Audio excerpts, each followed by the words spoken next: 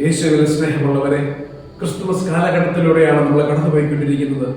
ഈ ക്രിസ്തുമസ് കാലഘട്ടം ഒരു ആഘോഷമാക്കി മാത്രം ഒതുക്കാതെ ഇതൊരു അനുഭവമായി മാറുവാൻ നമുക്കെല്ലാവർക്കും സാധിക്കട്ടെ.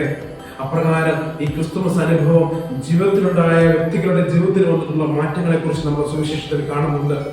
പലതരത്തിലുള്ള രോഗങ്ങളാലും വ്യാധികളാലും അലഞ്ഞവരുടെ ജീവിതത്തിൽ ക്രിസ്തു ജനിക്കുന്ന അനുഭവം ഉണ്ടായപ്പോൾ അവരുടെ ജീവിതത്തിൽ വന്നിട്ടുള്ള മാറ്റങ്ങൾ, പാപിനിയായ സ്ത്രീയുടെ ജീവിതത്തിൽ ക്രിസ്തു ജനിക്കുന്ന അനുഭവം ഉണ്ടായപ്പോൾ അവരുടെ ജീവിതത്തിൽ വന്നിട്ടുള്ള മാറ്റങ്ങൾ, സക്കേവൂസ് എന്ന ചുങ്കക്കാരനും പാപിയോ വ്യക്തിയുടെ ജീവിതത്തിൽ ക്രിസ്തു ജനിക്കുന്ന അനുഭവം ഉണ്ടായപ്പോൾ അദ്ദേഹത്തിന്റെ ജീവിതത്തിൽ വന്നിട്ടുള്ള മാറ്റങ്ങൾ, ക്രിസ്ത്യാനികളെ കൊന്നൊടുക്കുന്നതിന് വേണ്ടി ഇറങ്ങി പുറപ്പെട്ട സാവൂൾ എന്ന വ്യക്തിയുടെ ജീവിതത്തിൽ ഒരു ക്രിസ്തു അനുഭവം ഉണ്ടായപ്പോൾ, ക്രിസ്തുമസ് അനുഭവം ഉണ്ടായപ്പോൾ പൗലോസായി മാറിയ മാറ്റങ്ങൾ, അതുപോലെ തന്നെ നമ്മുടെ എല്ലാം ജീവിതങ്ങളും ഈ ക്രിസ്തുമസ് കാലഘട്ടത്തില് ക്രിസ്തു ജനിക്കുന്ന അനുഭവമായി മാറുവാനായിട്ട് നമുക്ക് ശ്രമിക്കാം.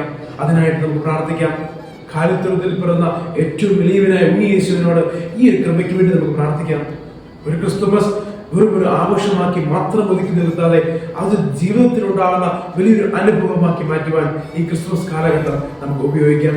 അതിനായി സർവശക്തനായ ദൈവം നമ്മളെ എല്ലാം അനുഗ്രഹിക്കട്ടെ.